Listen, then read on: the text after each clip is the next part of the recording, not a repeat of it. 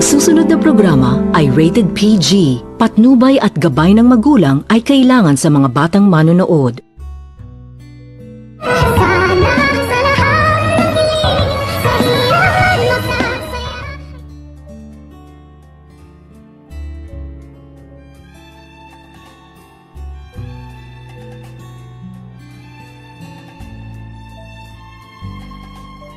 Masayahin itong lumabas sa kanyang opisina itong si Eric, ngunit nang pagkalabas nito ni Eric sa kanyang opisina at naglalakad na ito sa hallway ng Apex Medical Hospital ay gulat na gulat itong si Eric nang kanyang makikita na nagkakagulo ang mga tauhan sa Apex Medical Hospital, kung kaya't dali-dali naman din nitong nilapitan ni Eric ang mga tao at dito nang malapitan na nito ni Eric ay gulat na gulat ito sa kanyang nakikita na labis-labis itong umiiyak itong si Annalyn at agad naman din itong alala itong si Eric kung bakit umano umiiyak itong si Annalyn at dito agad naman din itong nilapitan ni Eric itong mag-ama itong si Annalyn at itong si Dr. Tanyag at nang malapitan na nito ni Eric itong dalawa ay agad naman din itong tinanong ni Eric itong si Annalyn kung napaano umano ito, ngunit hindi nito sinagot ni Annalyn itong si Eric kung kaya't agad naman din itong sinabihan ni Dr. Tanyag itong si Eric na mayroon umanong masamang nangyayari sa ina ni Annalyn na itong si Lynette dahil binihag umano ito ni Dr. Carlos.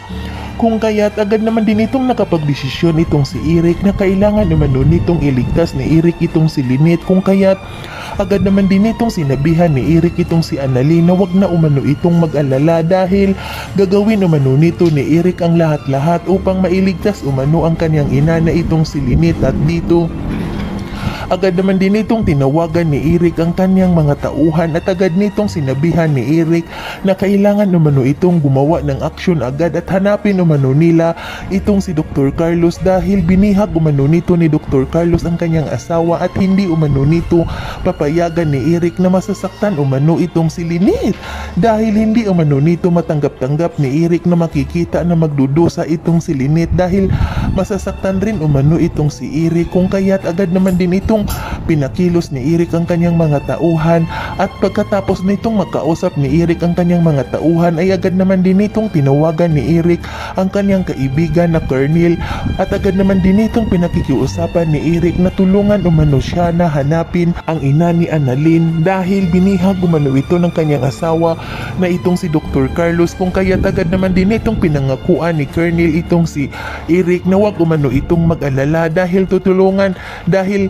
gagawa umano ito ng aksyon agad itong si Colonel, kung kaya't pagkatapos nitong makausap ni Eric ang kanyang kaibigan na Colonel ay agad naman din itong binalikan ni Eric itong si Annalyn at agad naman din itong sinabihan ni Eric itong si Annalyn na wag na umano itong mag-alala dahil ginawa na umano nito ng mga hakbang itong si Eric upang makita umano nila itong si Lynette. Yan ay ating aabangan sa susunod pa na pangyayari sa kaganapang ito ng abot kamay na pangarap. Huwag mong kalimutang isubscribe at i-hit ang notification bell ng aking channel